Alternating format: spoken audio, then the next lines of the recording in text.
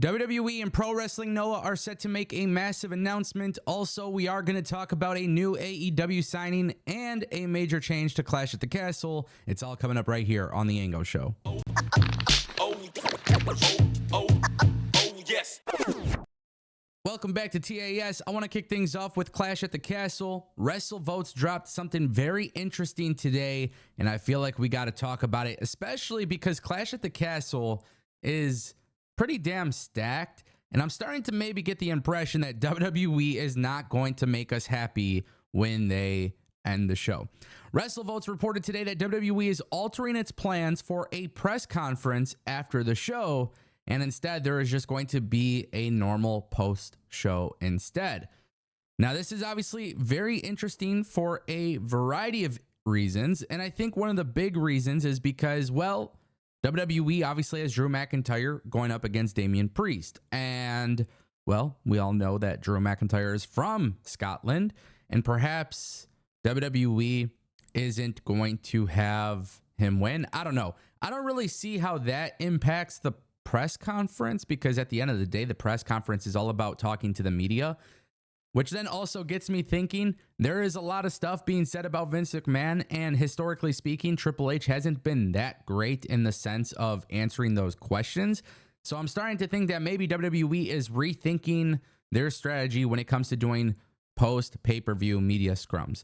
And look, I will say this. I've said this about Tony Khan. I'll say this about Triple H. I don't feel like sometimes these guys know what they're doing in those situations. I feel like the media scrums probably aren't their strength. It's definitely not their strong suit, right? And that's okay.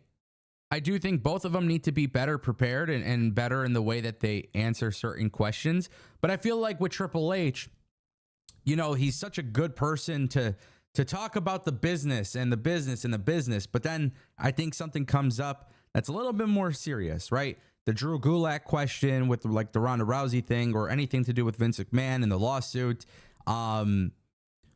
It's just one of those things. I'm starting to get the impression that's probably why WWE is rethinking their strategy. And who knows? Maybe WWE changes its mind. Maybe there's a variety of different reasons as to why they're making this change.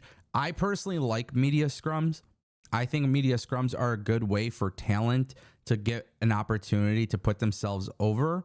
And I think with media scrums, it's kind of been the opposite of that. I feel like more often than not, the conversation on social media after a media scrum is Tony Khan or Triple H's refusal to answer a question. And when I say refusal, I'm talking more about how they don't typically answer the question that's being asked, and they kind of tiptoe around it, right? But that's just my perspective. I mean, maybe I'm completely wrong, but obviously WrestleVotes is reporting this, and the only thing that we could really do is speculate. We'll see how it all goes down. Obviously, keep in mind, they can always change their mind again. So with that being said, let's talk about a new AEW signing. If you're looking at this individual, you might not know who he is. No big deal. It's actually somebody, though, that we have talked about on this channel several times, and I'm actually kind of happy about this. PW Insider has reported that Robert, a.k.a. RD Evans, has been hired by All Elite Wrestling. He was working for AEW at this past week's Collision taping, and he is also expected to be back for tonight's Dynamite taping. Look, I'm gonna keep it real with you guys. I think this is a good thing. He came from TNA. He also came from WWE, so he went from WWE to TNA. Now he's in AEW. This is a guy that has experience working in WWE. This is a guy that has experience working in TNA. I personally have always been a good fan, or a big fan, I should say, of TNA in the way that they have continuity and the way that they progress with their storylines and just the way that they've overall written the show.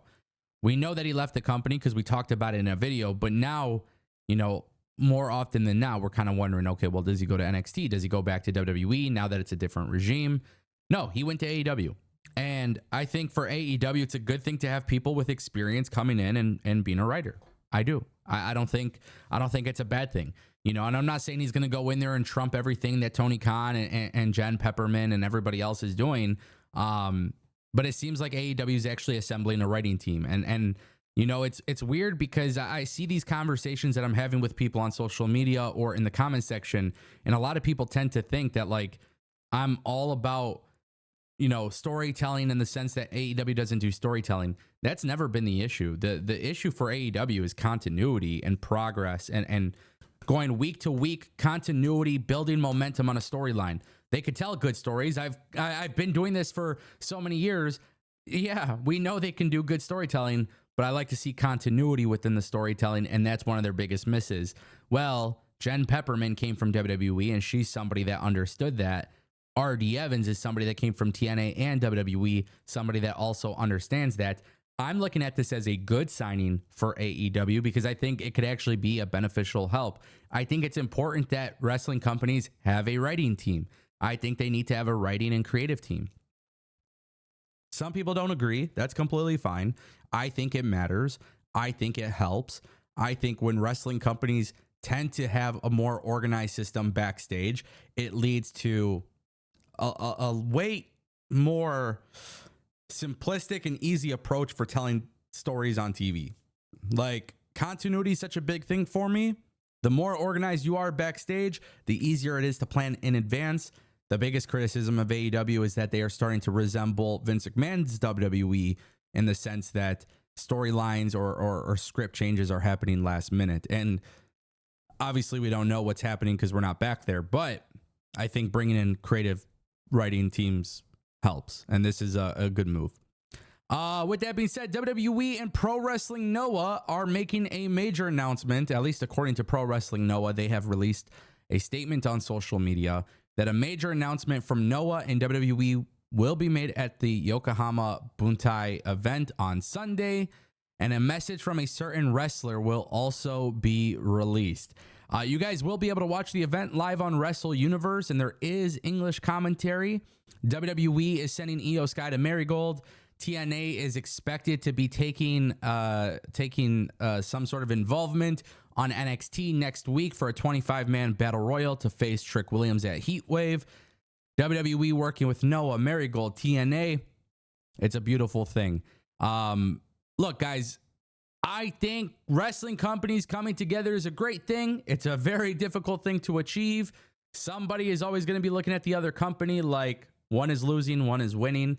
We see this all the time with AEW and New Japan, or AAA and CMLL and whatever. But my point that I'm making is I think the more wrestling companies that work together, it's a great thing. I also just want to point this out. Pro Wrestling Noah and WWE coming together, it's not necessarily blindsiding. They have had a little bit of a collaboration before, obviously with the Great Muta and Shinsuke Nakamura. And then also we do got to remind you that just last month, Pro Wrestling Noah was talking about how they want to strengthen their relationship with WWE. I am in favor of this. I think this is a great thing, and this is why AEW existing matters, because now with AEW, if AEW didn't exist, maybe WWE wouldn't be going down this avenue, right? And I'm not saying that's 100% certain, but what I am saying is that the likelihood of WWE doing it is very, very low.